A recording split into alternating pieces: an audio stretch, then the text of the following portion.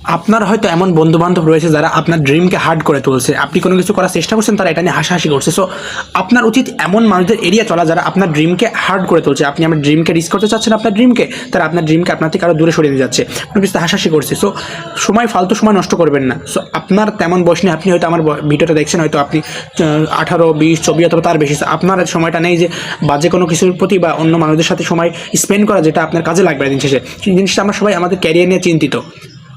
So আপনি এমন মানুষদের সঙ্গ ত্যাগ করবেন যারা আপনার ড্রিমকে আপনার কাছে হার্ড করে তুলছে।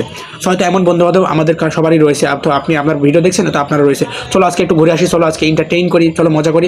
এই সময়টা আপনার নেই, আমাদের সময় এই সময়টা নেই। সো আপনাদের কাজ করতে হবে এবং নিজেকে পরিবর্তন করার, নিজের পরিবারকে সাহায্য করার, আর্ন করার এই মেন্টালিটি থাকা লাগবে যে আমি আমার পরিবারটাকে সাহায্য করতে চাই, আমি অন্যদের সাহায্য করতে চাই।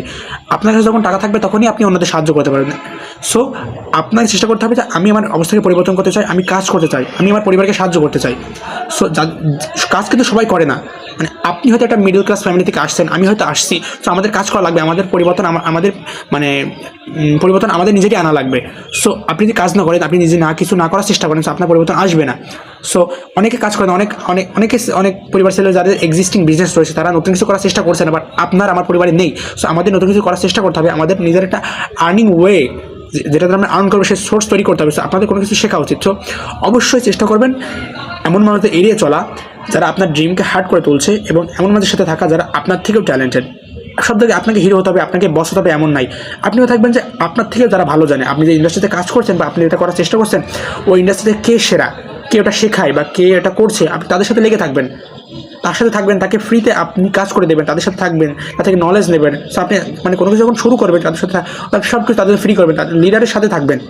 শুধু নিজে লিডার হওয়ার চেষ্টা করবেন না, তাদের সাথে থাকবেন, কাজ করবেন, এবং সময়ের সাথে সাথে আপনি অনেক কিছু শিখবেন।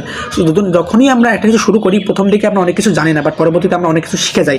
চেষ্টা করবেন লেগে থাকার। আজকে না হলে 2 দিন পর, 5 দিন পর, 1 মাস, 2 মাস, 6 মাস পর আপনি বিষয়টা বোঝা শুরু করবেন।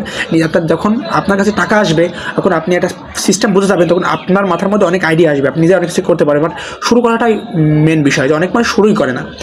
মানে আপনার কোল্ড কলিং করতে অনেক ভয় লাগে, বাট আপনার মেন ভয় হলো প্রথম যে কলটা আপনি করবেন ক্লায়েন্টকে, ওইটাতে আপনার বেশি ভয়। মানে ওইটা একবার যখন করা হয় তখন মনে হয় ও এটা এমন, বাট প্রথম স্টেপটাই আমরা কেউ নিই না।